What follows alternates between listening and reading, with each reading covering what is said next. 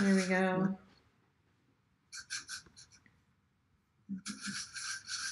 Come on, Facebook. You can do it. Oh, there it goes.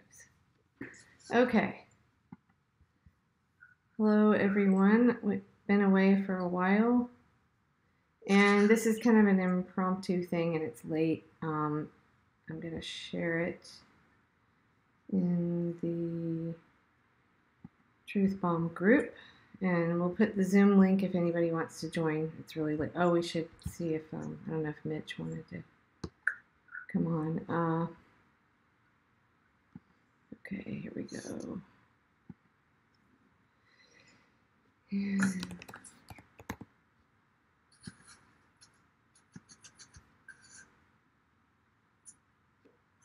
okay, I'm just That's why mouse has malfunctioned. That's funny. Hang on, I'm trying to share the Zoom link. I'm not expecting anybody to want to join this late, but they might. So, okay, so what we're going to be going over is just, I was watching Nico's great interview and the Convo Couch people with Tulsi Gabbard, and pretty much she's spot on with everything. I have one really big question, but I'll get to that in a second. Okay. So I just posted the Zoom link in the Truth Bomb activist group if anybody there wants to join in. Okay. But what I'm going to do is screen share. Okay. So Tulsi Gabbard's election integrity bill, which is, I guess what do you call it, an amendment to the Help America Vote Act, is securing America's elections, right? Hang on, where's my page here? They're all named too close. Yes, Securing America's Elections Act of 2019. Thank you. Okay. But then there is Secure Elections Act. Okay, let me pull that up too and get that ready. Which is a totally different thing, signed by Kamala Harris and Klobuchar and Mark Warner. Yeah, okay. And it gets even more confusing than that because there's a third one, which is secure. Wait, it's the acronym is SAFE, but it's Secure America's Future Elections, I believe, and that's another different one that was signed by Keith Ellison. Right. Okay. So it's very confusing, and you can't help but wonder if this isn't on purpose because, the powers that be, I think, have figured out that everyone is very concerned about election integrity. With the Democrats, it was because we're worried about Putin, and of course, the rest of us were maybe worried about inside hacking and stuff.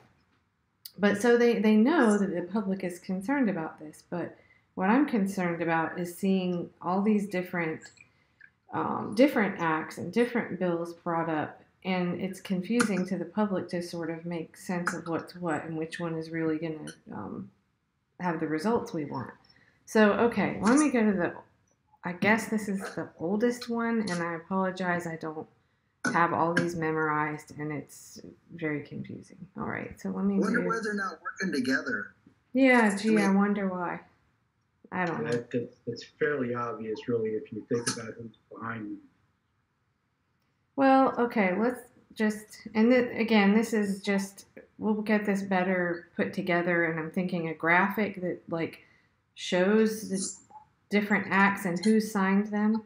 Because right now, like on Tulsi's, she's the only one that's sponsored. No one else is doing this with her, which is very telling.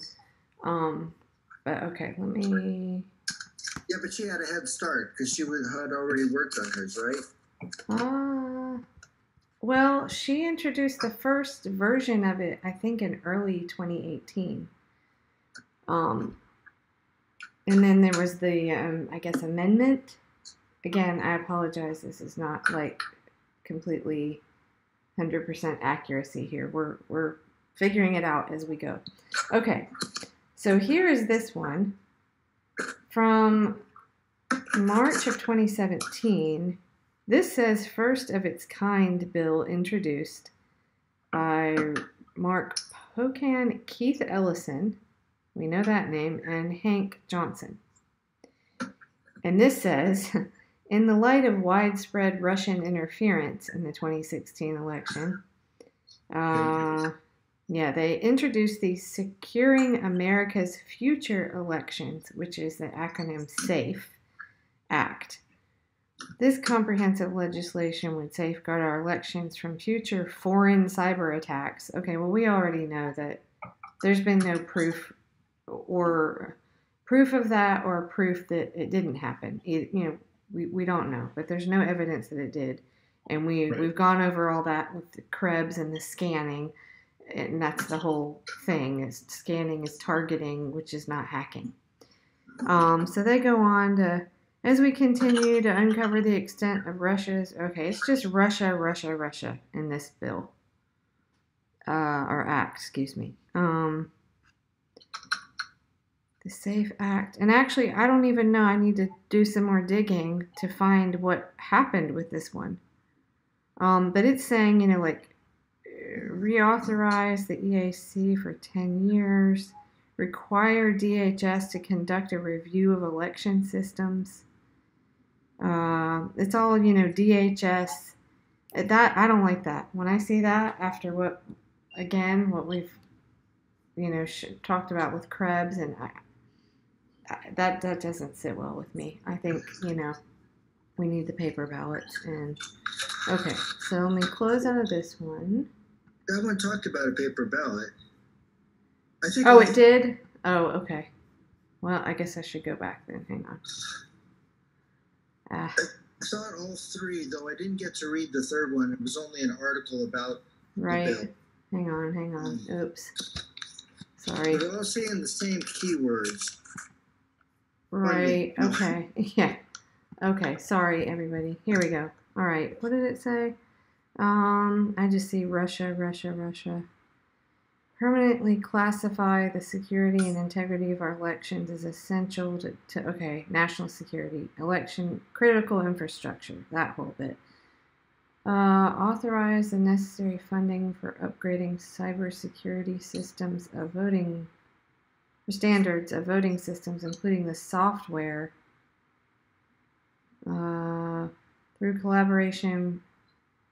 Oh, I see it. Banner number 4, required all electronic voting machines to have a corresponding paper ballot. But there's some tricky stuff with that, okay?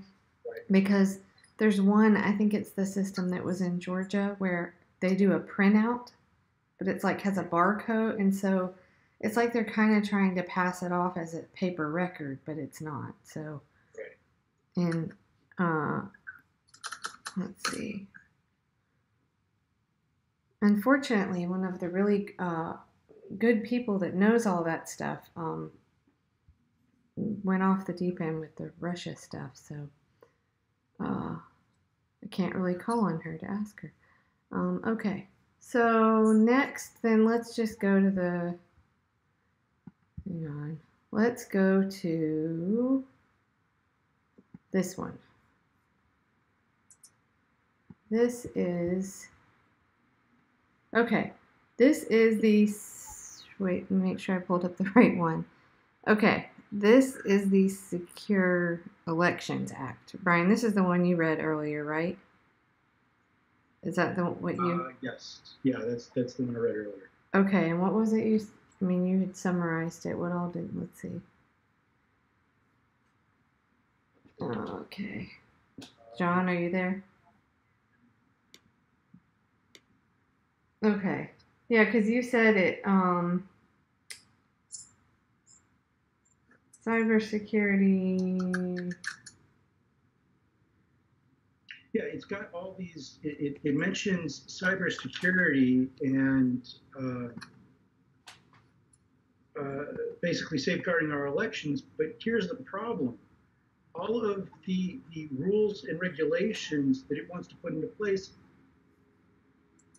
are voluntary. Oh, right. That's the EAC thing where it says we'll certify the system, but the guidelines are voluntary. Yeah. That makes no sense. That makes no sense. If you're really worried about safeguarding our elections from cyber attacks, then the regulations put into place can't be voluntary. That's absurd. Right. Okay. And hang on. Me and my 85. Yeah, because that's what we have now, right? Is guidelines. Right. They talk about a hack the election program, which is supposed to be some means of verifying that these systems are impervious to hacks. But even participation in that system is voluntary. So what's the point? Yeah, it should be a specification.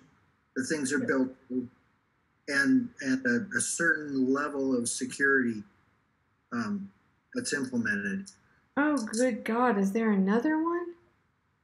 I don't touch it. I just Googled trying to find. Okay, wait a second. Because this one that we have up right now, the Secure Elections Act, looks like the people that sponsored it. Okay. Lankford, Amy Klobuchar, Kamala Harris, Susan Collins, Martin Heinrich, and Lindsey Graham. And Intelligence Committee Chairman Richard Burr and Vice Chairman Mark Warner also co-sponsored it. But I was just Googling something about it, and I see, what? The Protecting America Votes and Elections Act? Okay. Let's see what this is. Yeah, the thing I also didn't like about Tulsi's was she was bringing up the DEF CON. Okay. Reason why the machines, and that wasn't realistic because people aren't going to have that kind of access, to pull up the cover of the voting machine and go at it with electronic equipment and such. Right. So have a realistic specification that things are built to. Okay, this is the Washington Post, so take this with a grain of salt. But, okay. Ro Khanna. Michael McFaul. Oh, my friend, Michael McFaul.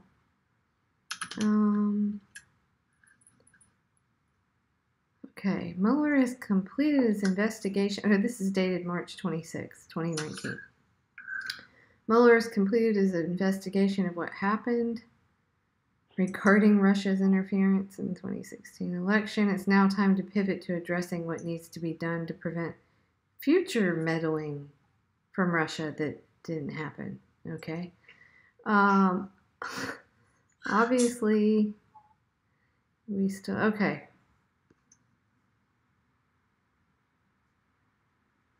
Okay, so I'm trying to get these, because there's too many of them, like you said. Yeah, I know. Honest Ads Act. But I just... The Secure Elections one, that's S2261. Oh, hang on. It is... the actual number on it. Hang on. The one that's S2261. Oh, hang on. That's one on my Congress website, congress.gov. I don't know why I can't find this on the actual bill here. Well, this one's 2017, December of. I'm looking at it. I guess we could have done this before we went live, huh? But I thought we'd just talk about it and share the three that we found, but...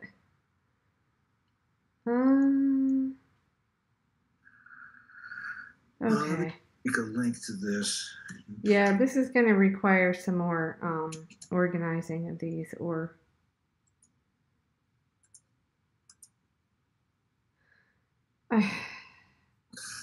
How is this not purposely misleading? All right. Yeah, it's really confusing. Mm-hmm. Okay, here it is. The Protecting American Votes and Elections Act. So we have another one. What is this? Democrats introduce an election security bill that proposes paper trails. Okay. A new one, too Well, significant. at least that one's more recent. That's 2018. You're talking about 3039? I don't know what the number is. Hang on. Help America Vote to require paper ballots, risking limiting audits, and all federal elections. Why specify federal? We need. Anyways, that's just a small point. I guess they can't tell the states what to do. Yeah, S 3049, and that came in almost a year ago. Okay, but this new bill, Protecting American Votes and Elections Act. That's the one I'm looking at.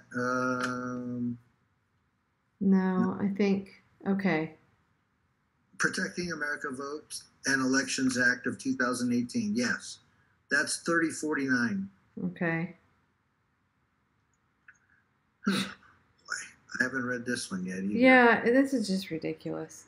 Why don't you know what? Why don't we just look at Gabbard? Oh, this one's not bad. Paper ballot and manual counting requirements. Mm-hmm. Preservation of official record, good. Yeah. Rule for consideration of ballots associated with each voting machine. Well, that's good. That's accountability. Yeah. Direction. Okay. Accessibility for disabilities. Paper ballot verification mechanisms. Risk limiting audits. Okay, they're gonna. Okay. Let's see what kind of percentage though.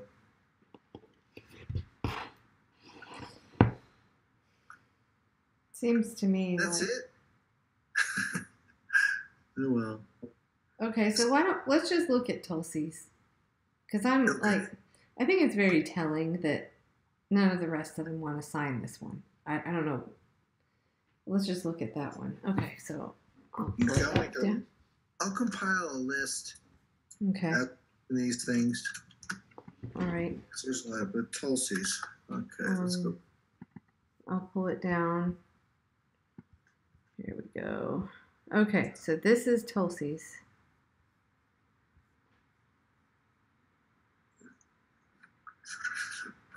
Which one is hers?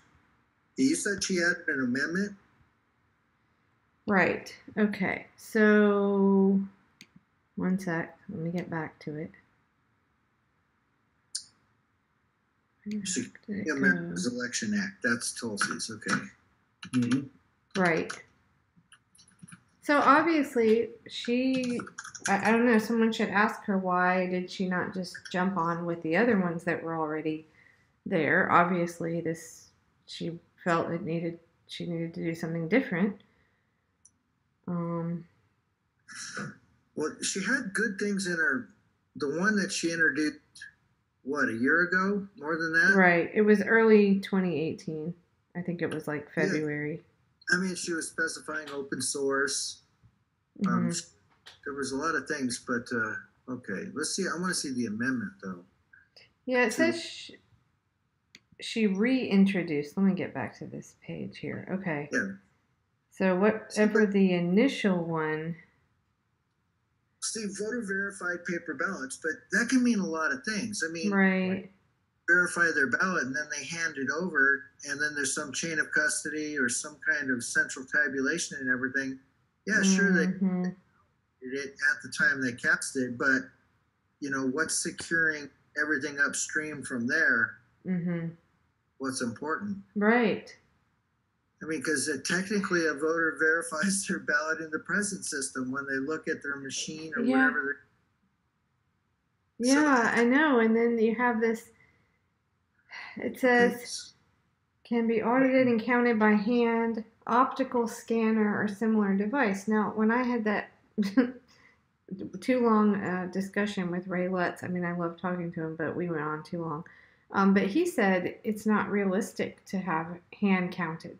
This is what he said. So this, remember that video I showed of that guy Spoonamore that said, the tabulator is where the hacking happens, and then that was in that movie, Hacking Democracy, too. Like that's where you're going to actually be able to affect the most votes is the tabulator. Yep.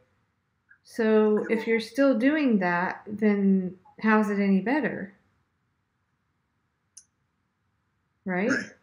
Well, yeah, that's exactly why we want to build in the voter verification has to be built into the ballot somehow so that it's the same from there forward. Okay.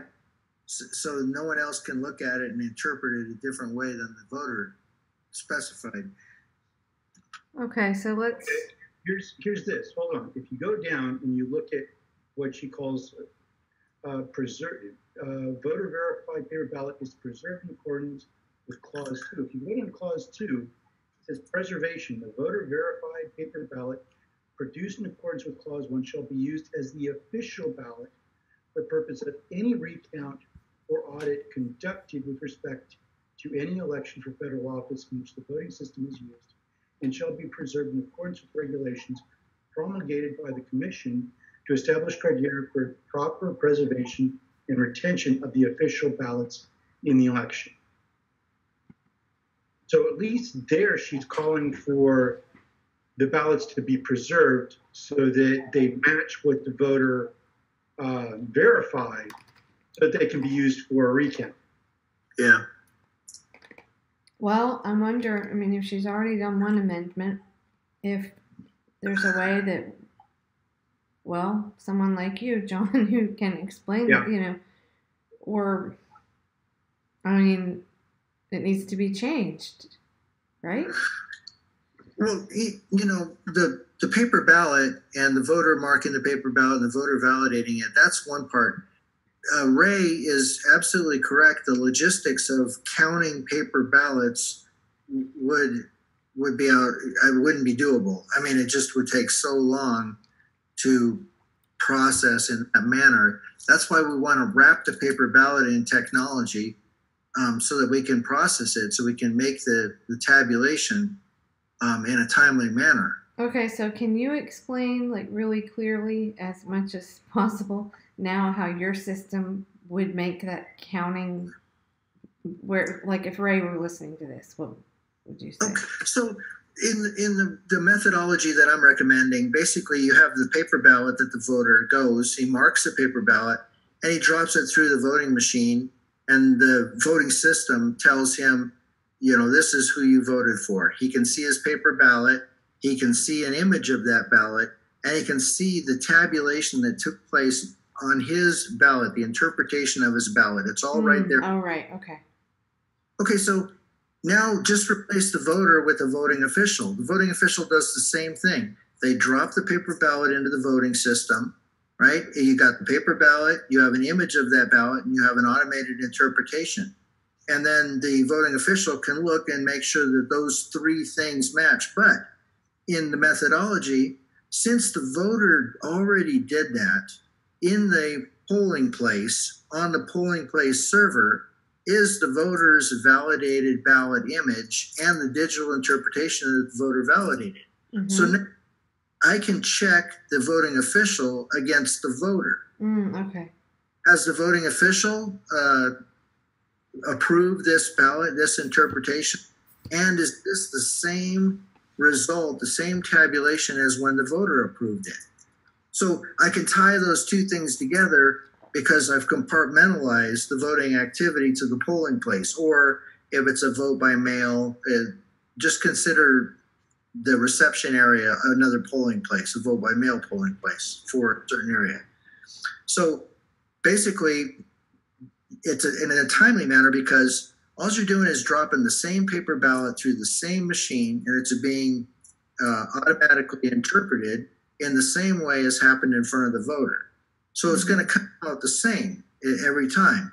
Now, if there's any discrepancy between the voter validated ballot and the ballot image and the digital interpretation that's embedded into that image and the voting official, then we have all the pieces in place to resolve that right there and then, right? It's the voting official. If let's say the voter comes in, he selects candidate A in race A and B in race B, right? They drop it in there. It makes an image of their ballot. It does an interpretation. It said, hey, you voted for A in race A and you voted for B in race B. And the voter says, yes, I approve that. It encodes that into the image and it saves it on the server. It's also on voting for a backup, but it's primarily on the voting server. Now let's say the voting official, the polling place is closed and we're going to start processing the hand count. The voting official drops that same ballot in and it said, you voted for voter A in race A, and you voted for voter A in race B.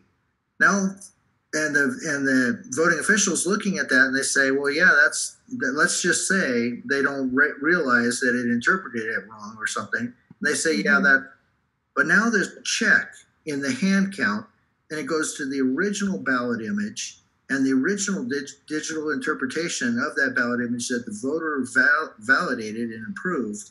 That's built in, it says, hey, there's a difference. So now we can solve that difference right at that moment in front of the voting official and say, hey, you've read it this way, and the voter validated it this other way, and there's something wrong. And then the voting official can look at the ballot and say, oh, wait a minute, someone spilled coffee, or the stain, there's 2 marks. It's been double marked in between. Something went wrong. But they have the original voter validated, voter verified ballot image and interpretation there. So they can check it and then move on to the next one.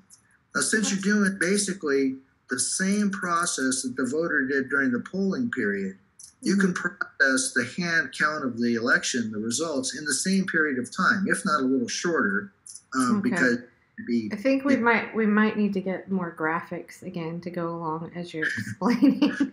Okay, so it's just that the validation is built into the image, and it comes out the same every time you drop that paper ballot through. That's why risk limiting audits, right? Right now, what they do is they take a subset of all the votes and they're gonna check them, right? That's but it's some small percentage of some subset of the votes. In this manner, in the methodology that I'm prescribing, you can audit the entire election. You can audit one polling place. You can audit one precinct. You have the ability to drill all the way down. Let's say that for some reason I suspect the voting machine has been compromised. I can audit all the ballots that went through that voting machine and make sure that the paper ballot matches the voter verified ballot image and digital interpretation, and also the hand count that took place. Because I have all this data in front of me and I can do it at computer speeds. And if there's anything wrong, let's say lightning strikes, the server's blown out, and we lose, half the voting stations, we'll just reprocess all the ballots back through again, right? Just run them through the machine, do the same thing again. Right. So the trick is that I can reproduce over and over again the results. I can audit the first time, I can audit the second time. Let's say down the road, somebody has an objection of some sort, we can audit it again. Okay, so I think we need to get I think you did a great job with the presentation, when you had the display. I think we need to work on that, and maybe we can get it in front of Tulsi and say, hey, here's this system. And because when you read this, what are the main problems with it? Can you repeat that? Well, again, central tabulation, right? Okay, so that's the main thing. The whole thing is that you never want to surrender your trust to some, right? It has to trust. The only person the voter should trust is themselves, right? And if that's built into the image that's taken and that they approve, then nobody else can disagree with that. And later down the road, somewhere upstream, decide that the voter voted a different way than the voter voted. Okay. But you see what I'm saying is you take the validation, you take the security that's built into the system, and you bring it all the way back to the voter, right? It doesn't matter. Of course, it matters, but it's primary to secure that ballot at the time the voter's in front of it. Mm-hmm. Everything after that should just be checks and balances. Mm-hmm. Right? Already been secured. It's already been validated. I have an image. I have a digital interpretation that the voter approved of, built into that image. I've got that image in two places, right? Mm-hmm. So now after that, it's just checks and balances. If it goes up, let's say the polling place passes all their images up to the precinct, and the precinct runs through the same thing, right? They mm-hmm. run that through the same software that happened in the polling place. Mm-hmm. It cut automated interpretation. Right. It checks that automated interpretation against the image, against what the voter approved. If they all match, that's great. If they don't match, okay, we can go back to the polling place, go back to the polling place server, or if we have to, we can go all the way back to the voting machine, the voting station that the voter used to validate the ballot. So here's one of my questions is, okay, so I'm on page whatever. But now we're talking about my methodology, and we're supposed to be, we need to present to these people and help them, because all this is calling for funding and grants mm-hmm. and high level ideas of what they're looking for. But what we're handing in the methodology we're proposing is a way to do it. Mm-hmm. And just because we need to get this done before the next election. Mm-hmm. Mm-hmm. So this is talking about the cost. Okay, the amount of a requirements payment made to a state. Right, basically to get it up to speed for these. What does that mean? They're gonna replace machines? I mean, that's where I don't understand this. How is that going to work? Well, I think a lot of the grants and the funding in the two that I read thoroughly that talked about funding, Tulsi's and the middle one, the other one you had me read, they're talking about funding and grants towards setting up a system. Okay. Or basically coming up with the methodology or the voting system, how they're going to do it. Yeah, right? Coverage of costs of meeting revised ballot verification. Well, I mean, there are machines out there that, as we heard, I think it was Georgia, where it just prints out the barcode. So does this bill mean that would cover, what are they going to replace that machine with? That's what I'm confused. Whatever they come up with. They're back to the drawing board, right? They're back to the design phase. They want security now. This is a mess. It's a mess. But we're past the design phase. Mm-hmm. The high-level design, we want to go into production. Mm-hmm. We want to move these and just start demonstrating it mm-hmm. and put everything we can at it. Double mark the ballots. Mm-hmm. We want to throw at it also the vulnerabilities, right? We want to avoid some vectors of attack. We want to hack the machine and switch some ballots out and catch, the anomalies the differences between the voting station and the server. Actually put it to a test, right? Gotcha. Yeah, and that's what we want to prove, that it can catch all the vectors of attack, right? Because I'm trying to close down every angle that come at this thing. So we've mm-hmm. removed custody, mm-hmm. right? We're completely out of it in our methodology. We basically have covered everything. If they hack the voting station, the voting server is going to catch it. If they hack the voting server, the voting station is going to catch it.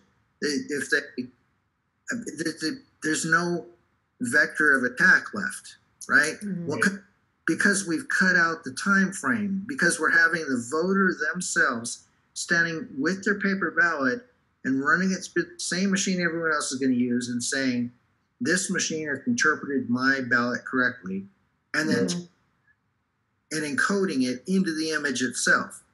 So that encoding is sitting on the voting station. It's sitting on the polling place server. After the polling period closes, when the polling place server passes all its electronic ballots up to the precinct, right, the voter's validation is already built in. It's already in the image. Right, right. Okay, so I think I need to, obviously, I need to understand her bill better and read every bit of this. Yeah, but see, these bills, they're not thinking outside the box. They're like saying secure the existing system. Right. And to spend all this money to secure the existing ones. But see, the method is wrong. And that's where we had to go up to the methodology of it. Yeah. Is the way we're doing it now is wrong because we're displacing our trust to somebody else further upstream. Doesn't matter how secure that voting station is, or if I have a paper ballot, or if I validated that paper ballot. If I hand that off to somebody else, or some central tabulation facility, some optical scanner, some whatever, I've abandoned my trust to else or something else. I think that's something now that is just not clearly understood by most people. People are hearing it's a good thing that Tulsi's saying paper ballots, but that can't be it. Everybody's got to understand what you're saying here about But it's like putting a bow on what's already broken. Yeah. Right. You got to fix what's broken. Work. Yeah. And use paper ballots and use ballot imaging and use, interpretation of that ballot image and have the voter verify everything right there. We want to have open source software, open source hardware, right?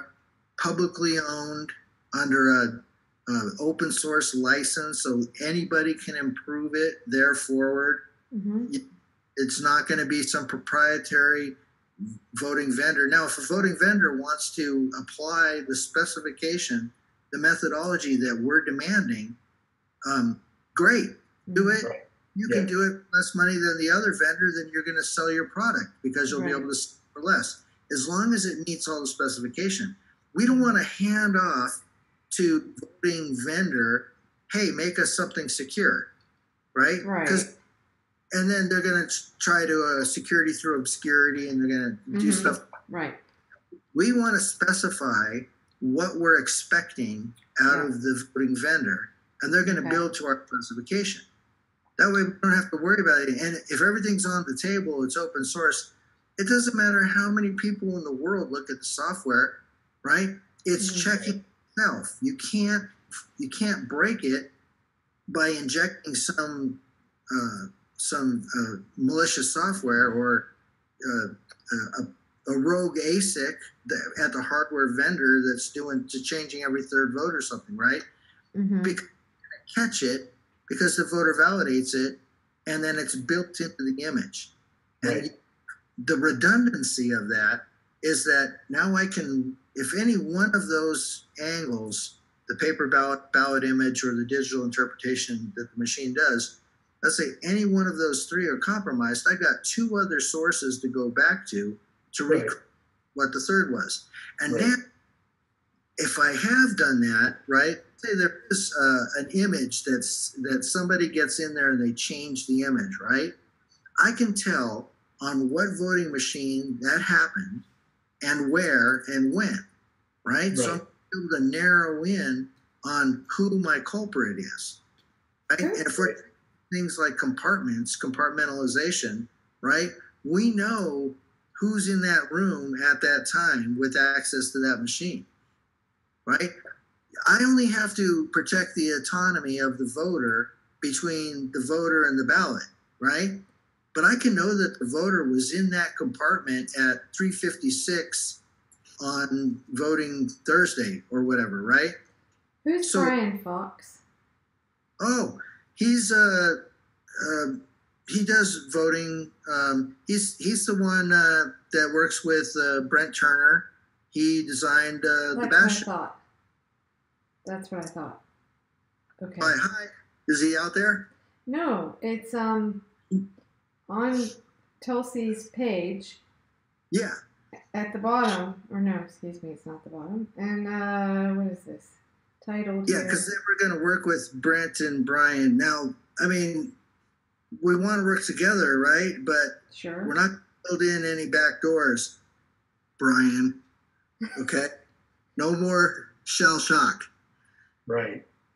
Okay, so Just this get enough damage. on Tulsi's page, gabbardhouse.gov, Brian Fox, board member, National Association of Voting Officials, said, "We are pleased to see Congresswoman Tulsi Gabbard leading the country toward safe and secure election systems.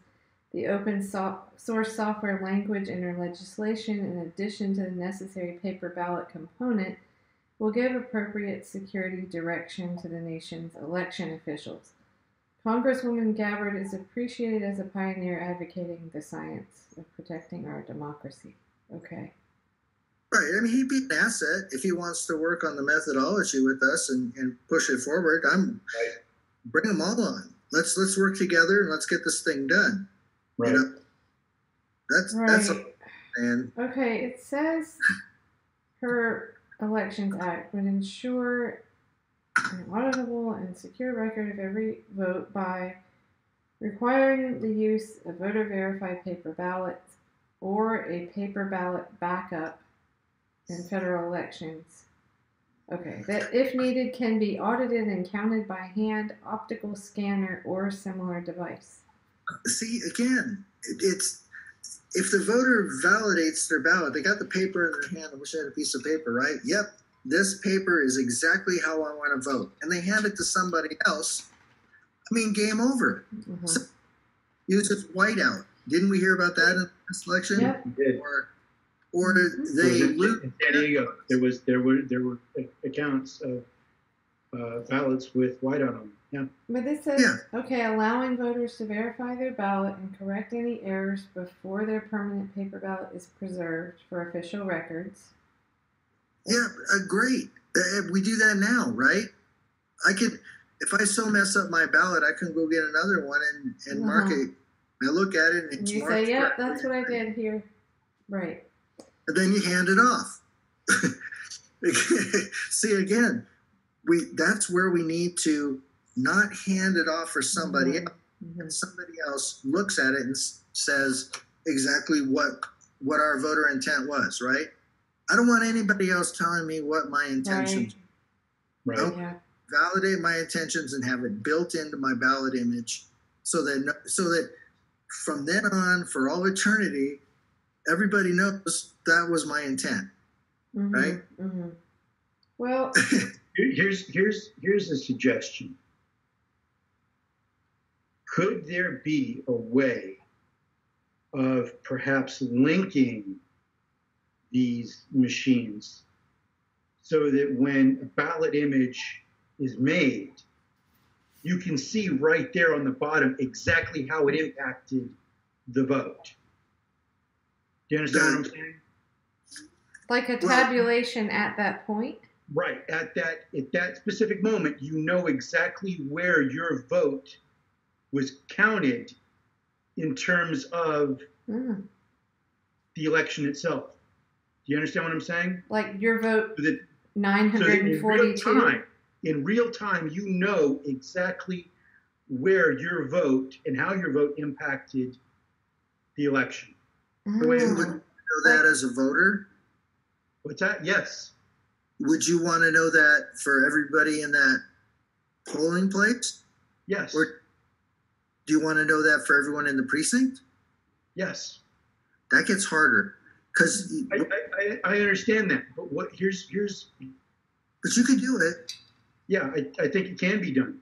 It's very similar to what the banks already use in order to move money around. It's the same system. It's completely secure because it's done over. I can't remember the name of it, but it's basically a secured Ethernet system that they use, that the banks use. It's the same system. Well, yeah. Now, okay. So, I proposed a USA intranet, right? Our problem is we're getting hacked from. Let's just say, for now, it's got foreign and domestic, but let's just say we want to carve out all the foreign agents' activity, right?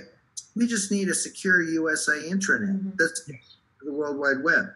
That are critical infrastructure, just like one of the bills said, the critical national infrastructure, because that's what voting stations are. That's what all this is. And it's intranet.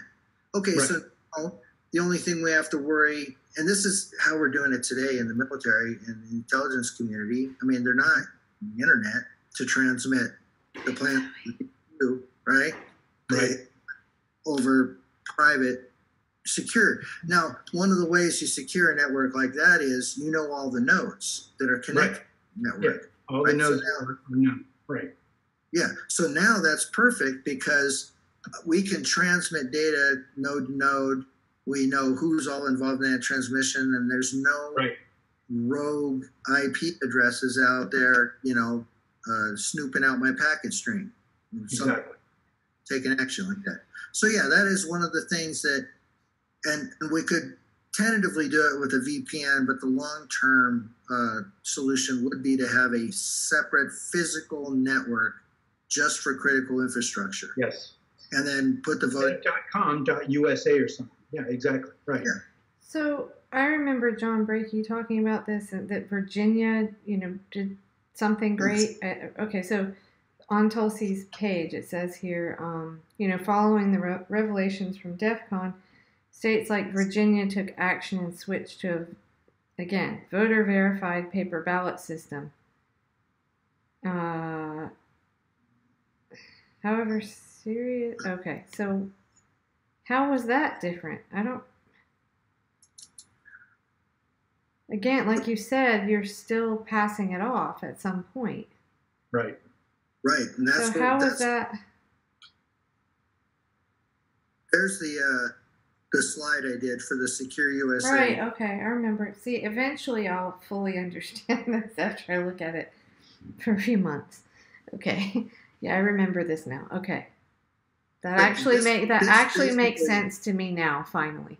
So if we were to utilize something like this, a secure intranet, then I could be passing up results. The voting stations are passing their results to the polling place voting server, and everything's compartmentalized as far as the images and the validation, but the totals, as the voter is validating, could be passed up to the precinct or the county or the state in written.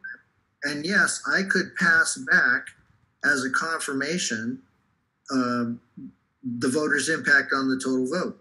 And so that I can show that, real time at the voting station, if that's something that people want, yes, we would have that capability to do. And I'm all for real-time statistics because you can really prevent a lot of shenanigans by doing things in real time. Exactly. Yeah.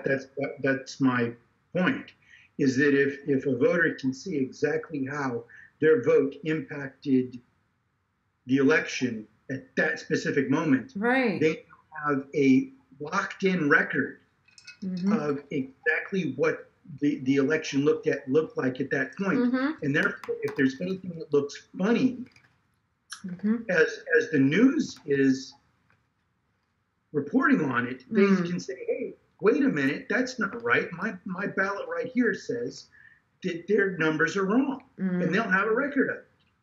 Now, don't we want to keep the total secret until the polling place closes? I thought we didn't want to impact and influence votes like that.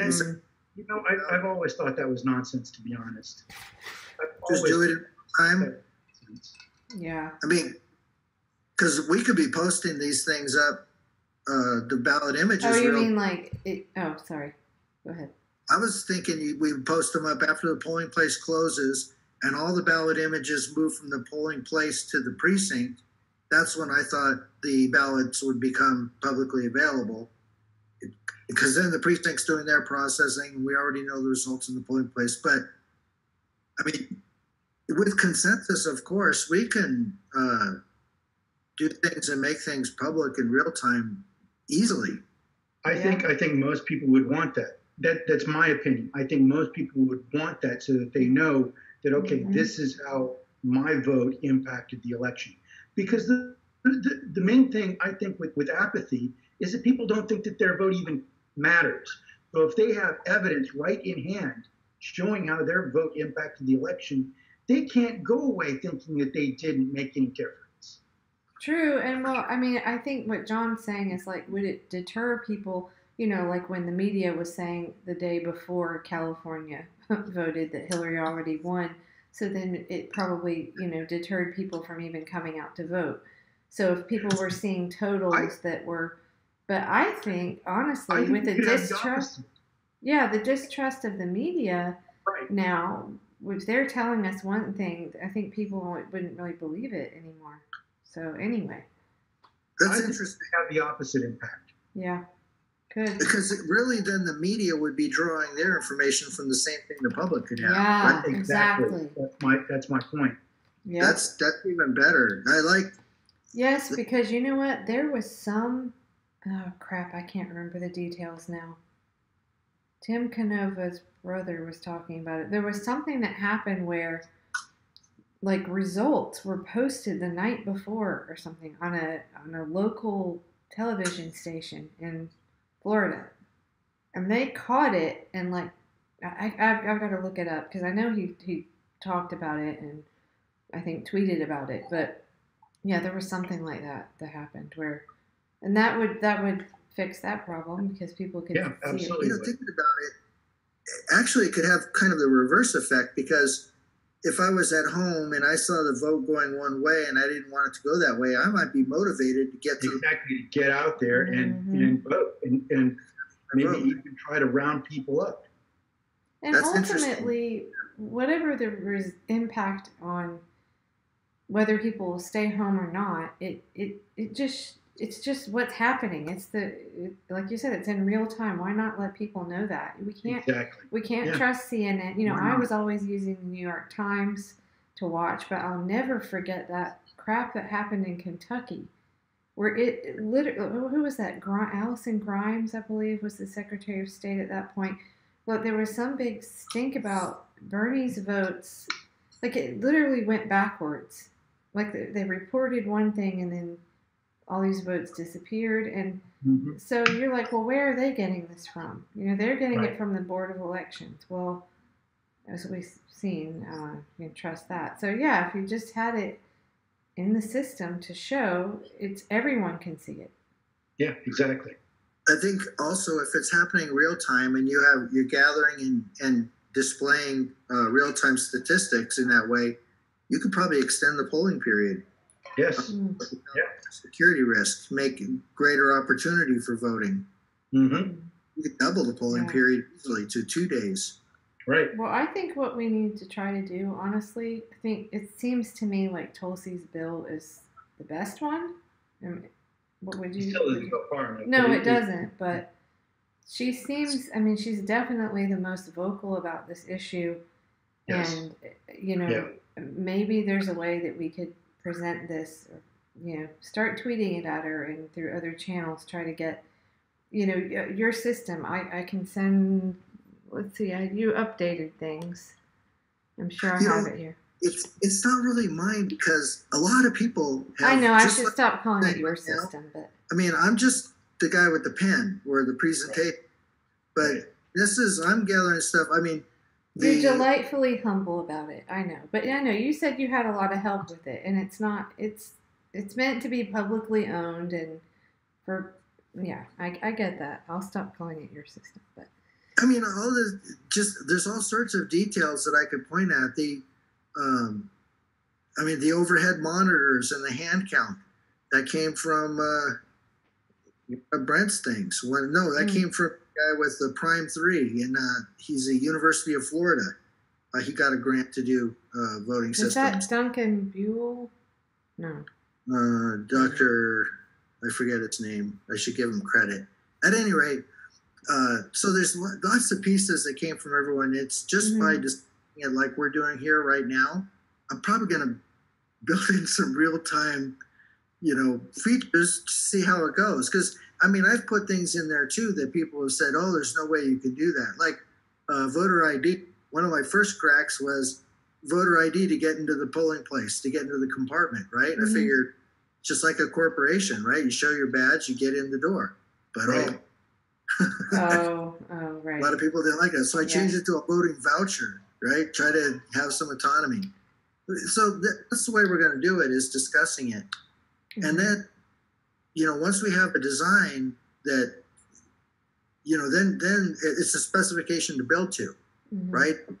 We just don't throw it out there with all these grants and all this money for whoever can come up with the slickest race car, right? Right. Well, I think that the trick really is just we've got to get this in a nice, neat package that's easily understandable. I mean, I know this from looking at this for a year now, that most of it makes sense to me now, but I mean, it's just not. I mean, when you have your head down in it, like all these election integrity people do, it's easy to understand, but you don't realize that the average person is not getting it. And it's just so much information. Even when we've talked to candidates about it, you just see people's eyes glazing over. So we've got to put it in a really simple way. I mean, I think the methodology presentation, the PDF here it's good with the little stick figures. I mean, that's what we need. Little cartoons that, we need a video like, like the Capitol Hill. What is that? I'm just a bill. Schoolhouse Rock. Yes, thank you. You need to, like, seriously get somebody to do an animated video of it. Awesome. What we need to do is we just need to crowdfund 2 voting stations and a voting server, and then we just demonstrate it. Because but we need someone. Seriously, we need a little video. Have you seen the manufacturing consent? It's narrated by Amy Goodman. Have you seen that? No. Oh my God, it's great. And it's got these, it's a kind of trippy little video, but it's got these eyeballs and they're all sitting in front of the television, watching, and it shows the boogeyman that the corporate news tries to, anyway, it really sucks you in, but it's just an eye-opener because it explains it in this kind of kindergarten way, but I think that's what we might need, like. Yeah, I could try that. I mean, I'll make a side presentation. Isn't there somebody that could do? We should hire someone to do animation for it, and that'd be fun. Let's learn. Yeah, why not? That'd be a lot of fun. People will watch a little 5 or 6 minute video like that explains here is why this is better than anything else that's out there. I wonder, there's got to be contractors so you can do animation. Sure. Piece. We'll figure it out. Okay. Yep. All right. Well, I'm not going to sit up too long tonight, but one other thing I want to say, and we're going to do another show on it, is I'm really behind Tulsi, and I think some people misunderstood what I was saying about this, but the one thing I need to hear out of her is, what is she going to do if she doesn't win or is otherwise cheated or whatever? Is she going to turn around and say, well, just vote for Beto or Biden or whoever?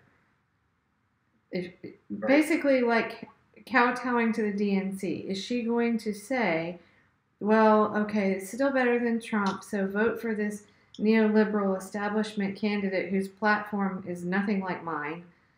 And that's just something I want to know. Yeah.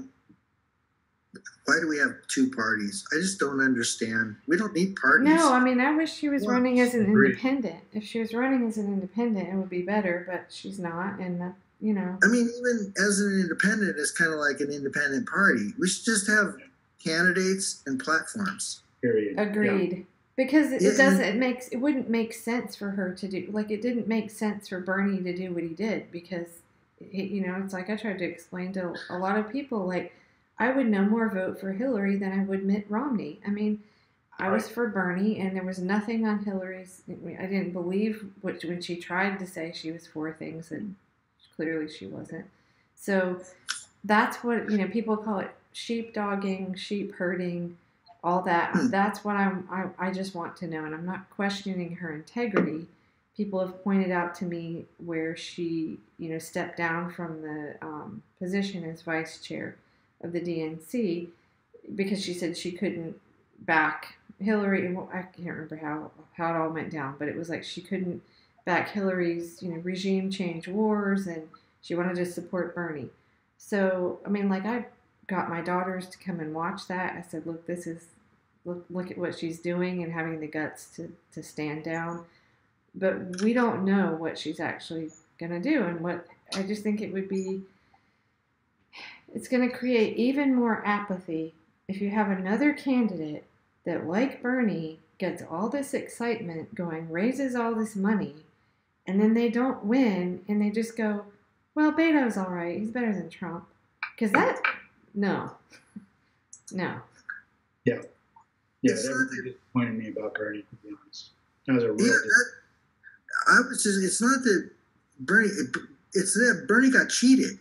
Yeah. Right? I mean, that's what really ticked me off. He put himself out there and the enthusiasm and people supporting him. And then he got, what do you call that? He got railed. I mean, he got run out of town. Yeah. Awful. So what if they do that to her? I mean, we can already see the media smears or media blackout, that town hall where, I mean, the question, we already see this happening, right? And will she gather as much support as Bernie? I don't know. We'll see. But if she does... That's why we got to get rid of that party influence. Yeah, yes. I know. But she's running as a Democrat. So I want to know, what are you going to do, Tulsi, if what happened to Bernie happens to you? What are you going to do? Are you going to tell everyone, oh, it's fine, it's just this, just pull them into the DNC? And that, I don't think that's what happened with Bernie supporters. I don't think they slid over to support Hillary. Well, some did, but 12% went to Trump. I'll be honest, I think most didn't. I think most didn't.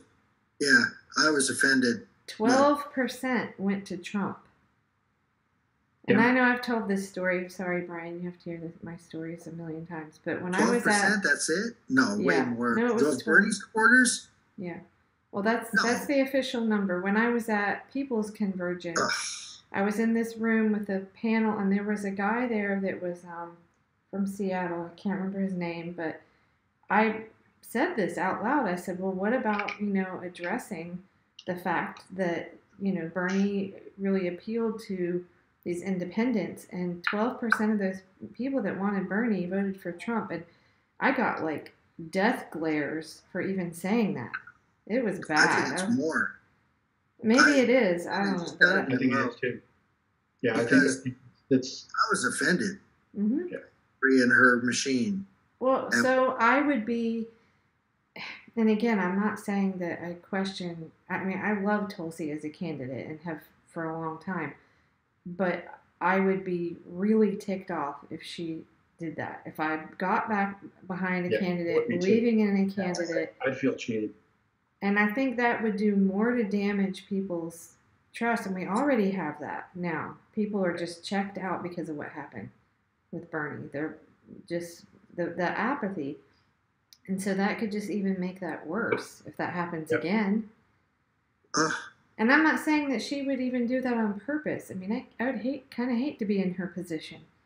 I mean, she's going to take a lot of heat and a lot of pressure. Like, if that happens, if she gets, let's say she gets, I don't know, a lot of support, but not enough to win, or they cheat her, what does she do? I mean, she's going to have so much pressure on her to back whoever the nominee is against Trump. You see, I mean, I wouldn't want to be in that position, but I think we need to hear. I mean, I know I do before I'm like completely on board. I just want to hear what her answer is. She could say, vote your conscience, and that'd be good enough for me.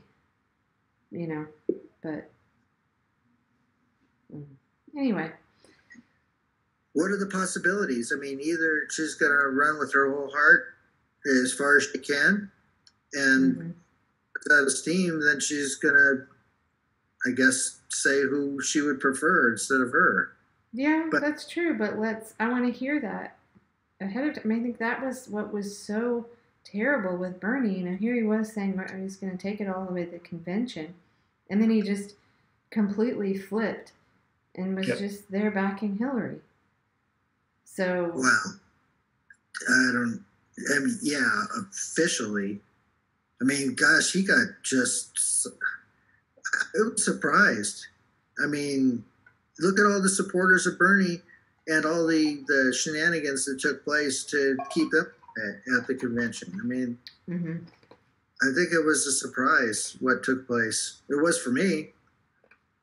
Well, I mean, he looked, like someone shot his dog or somebody else. But I think it was New Hampshire where he was, and where he officially endorsed Hillary, and that was one of the. Oh, there was this video from that event that I wonder if it's still on YouTube. I haven't shared that in a long time, but I must have shared it at least 100 times.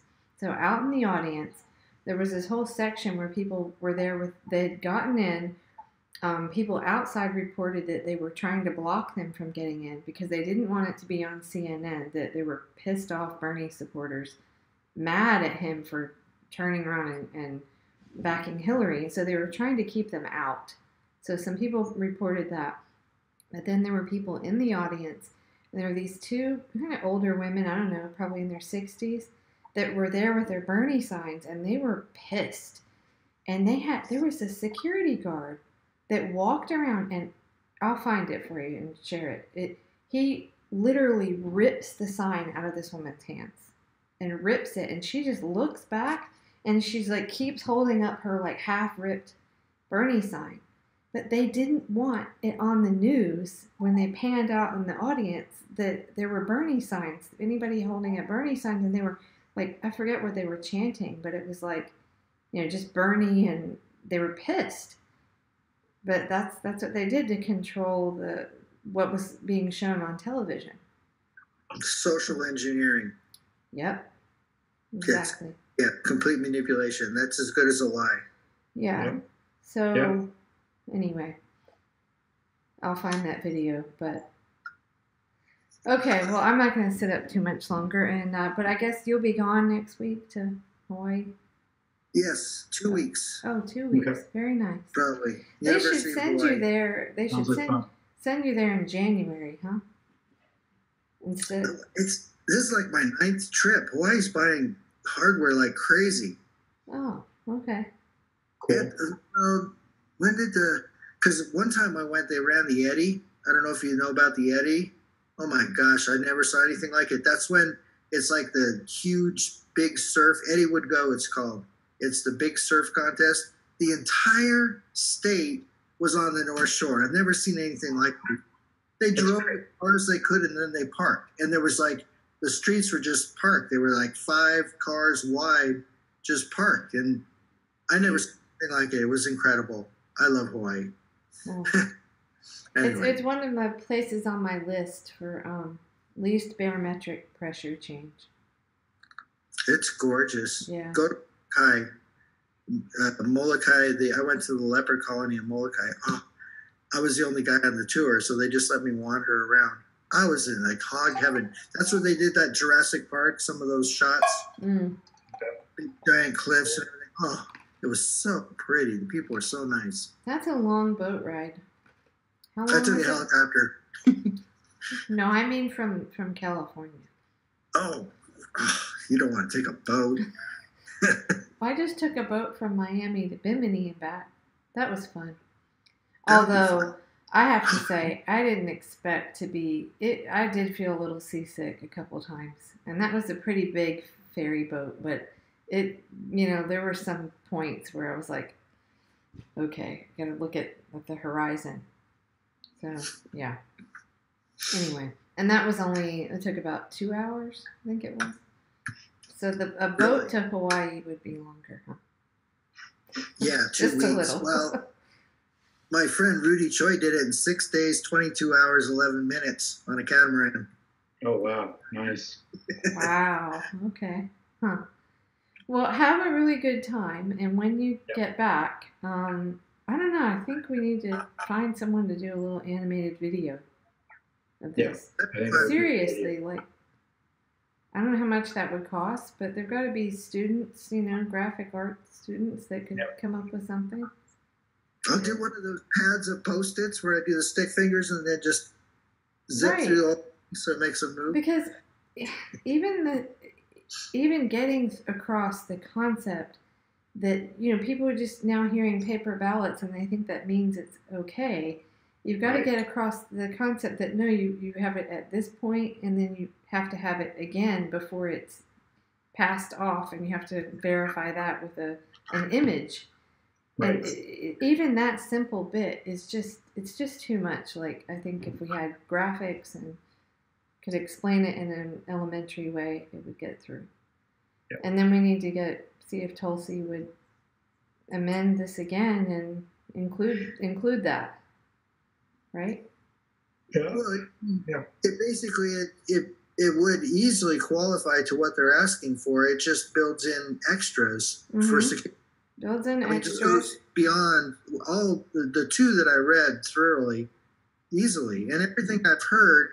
Because all they want is hand-marked paper ballots, voter verified. It's the same thing, open source. Mm-hmm. We're doing all that, but at the same time, we're going beyond that to build in the security. Mm-hmm. Right. Okay. If you just say those things, voter verified paper ballots, there's a million vectors of attack of a voter, right? When it leaves his hand, it's susceptible to change and to getting lost, getting replaced with we found this box of ballots over here, lost that one over there, right? All that stuff is chain of custody stuff, and we got to get rid of all that. Mm-hmm. And I mean, chain of custody is there, but there's security built in so that the person with that custody, see, that's the whole thing. You never want to have a trusted insider, right? Right. Running And see, using words like that's something that grabs some people's attention.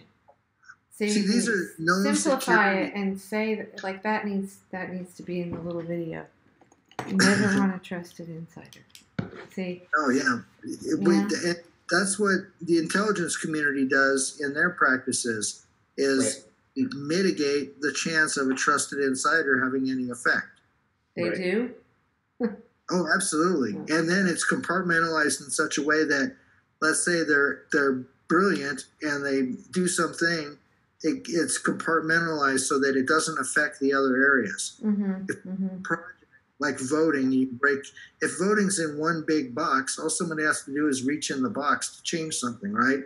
But is in 100 boxes, right? There's no way some guy can reach into 100 boxes at the same time and change things. Right.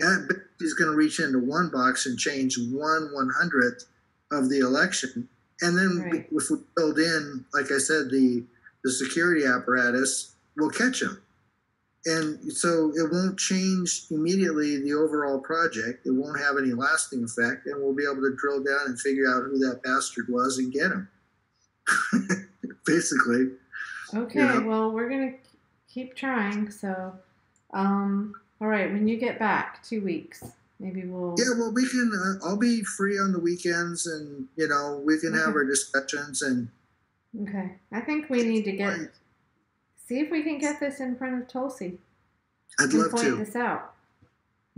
Tulsi, anybody, all these people that put their names on these things are obviously starving for Right. So let's feed them. Okay, cool. All right, well, have a safe trip. Thanks. Okay, see ya. Good night. Okay. Bye, Have a good one. You too.